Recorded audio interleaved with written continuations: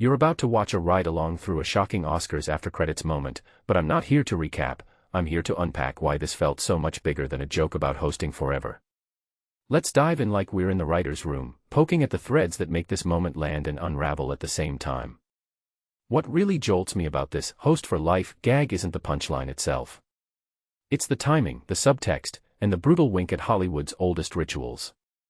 The setup leans on the era-dominant fantasy that a show's host can be a living institution, immune to the tides of time. But the punchline flips that on its head. Eternity in this industry doesn't exist, and the joke's final twist, turning Conan's congratulatory moment into a trap, exposes how quickly triumph can become a trapdoor. Personally, I think the scene works on multiple levels. First, there's the meta joke about legacy in a world obsessed with resumes and prestige. Conan's ascent feels almost mythic, a lifelong host elevated to host for life, but the creepiness arrives with the one battle after another echo, an intentional reference that implies the job isn't a noble milestone, it's a never-ending siege. What makes this really interesting is how the gag uses a beloved performer's brand of affable self-deprecation against him. The moment where the office's brass plaque reads, "Host for life," is a satirical prop, a literal signifier of permanence that instantly becomes a corridor to a horror scene payoff. From my perspective, this is less about a fake promotion and more about the theatrical weaponization of corporate permanence. The Academy's executive figure, played by Downey, starts as a suave enabler, then slides into the role of an inevitability courier, like a grim reaper with a tuxedo and a neatly tailored office. That contrast is the heart of the commentary. In Hollywood, status isn't just a title, it's a power dynamic that can feel cozy, until it doesn't.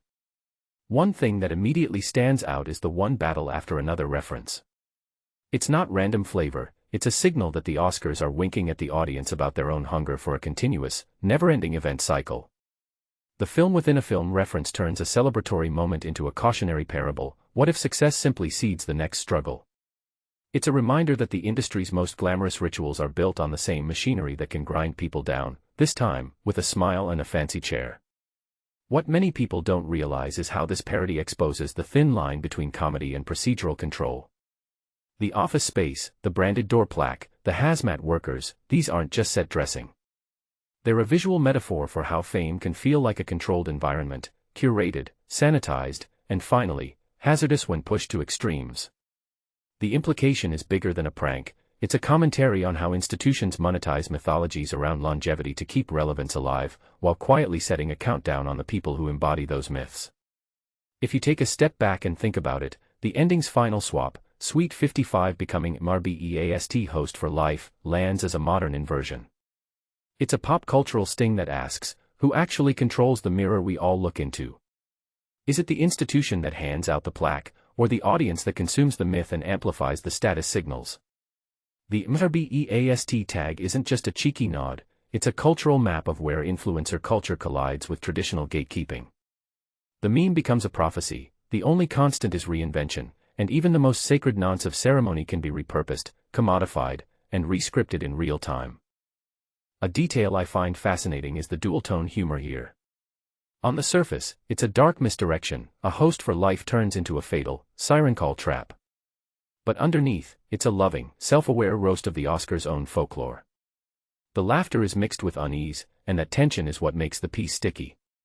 In my opinion, this is what keeps viewers debating after the credits roll, not just because it's entertaining, but because it mirrors a truth about the industry. Every act of celebration is also an act of conditioning. From my vantage point, the bigger trend this taps into is the acceleration of meta-narratives in award season media. Audiences crave stories about the stories themselves, the contracts, the power dynamics, the fragile egos behind the podium. This sketch does more than elicit a laugh. It scatters breadcrumbs about how fame negotiates its own immortality and what price tag we attach to legacy when everyone's watching the door to the next act. As a final reflection, I'd leave you with this: the joke's horror is in plain sight, but the lesson hides in plain sight too. Hollywood loves hosts, legends, and for life status because it feeds myth, but it also invites us to imagine what happens when myths become wired into the building where the myths live. If you're watching this with me, I'd ask, what would your own host for life moment look like if your legacy was turned into a literal office with a glowing plaque and a conveyor belt of ever-pressing inevitabilities? And what does that suggest about how we value longevity versus growth?